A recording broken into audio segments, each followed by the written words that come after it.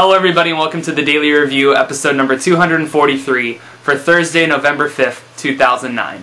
When I was spat into the earth in a stream of guts by Mother Nature that... How's it going everybody? Hope everybody had a happy Halloween. I got a nice little trick for Halloween, which was a sickness. I don't know if you can hear it in my throat. But I was pretty sick for the past few days. 102-degree fever, if you can believe that. Not quite 103, hot-blooded. Check it and see. But the film I'm going to be reviewing for you guys today is the new film from Jared Hess called Gentlemen Broncos. Gentlemen Broncos stars Michael Angarano, Jennifer Coolidge, Jermaine Clement, and a very interesting kind of dual role from Sam Rockwell. And Gentlemen Broncos is the story about this kid named Benjamin who loves writing science fiction novels, kind of in his head on pieces of paper. He's kind of an outcast, a loser.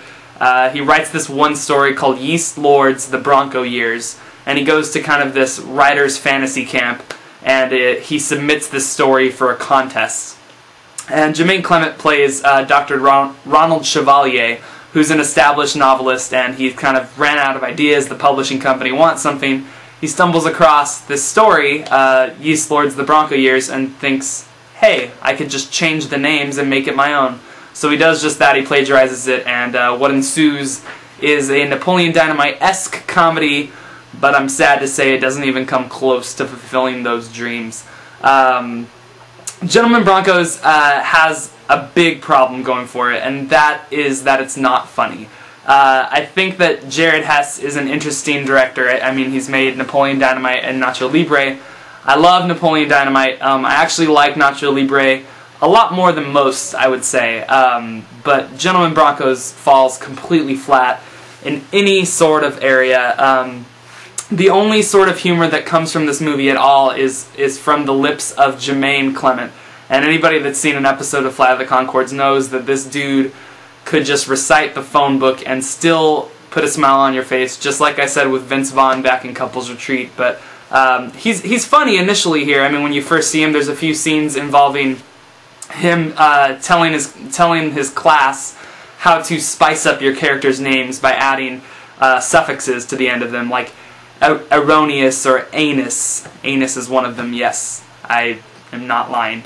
And that's all kind of chuckle-induced stuff. There's also a small part from Mike White, and he's just funny just standing there. He doesn't really have much dialogue, but he's usually standing in the background wearing all white. He has this really white trash look about him that's kind of amusing. But everything else in the film falls incredibly flat, and the big problem, too, is that I feel like as an audience member, you can tell that Jared Hess is really trying to make you laugh.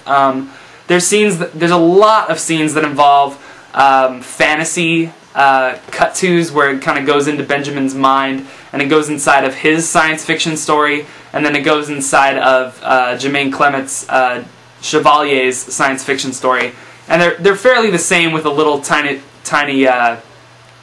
twists here and there, I guess. But none of them are very funny at all. There's a scene involving vomit that goes on for way too long. And it's not funny at all. There's a snake that poops diarrhea all over all over Mike White's shoulder at one point, which is supposed to be funny. It's not funny. And it just really lacks the charm and the heart that Napoleon Dynamite has, and I felt like by the end of this film, I didn't really care anymore about the characters. Another big problem with Gentlemen Broncos is that the main plot about Ronald Chevalier stealing the story is nowhere to be found in the middle of this film. It starts off, and then there's all these side plots that kind of intertwine, one involving his mom, Jennifer Coolidge, who's trying to make it as a fashion designer of some sort, designing these weird dresses that no one would ever wear.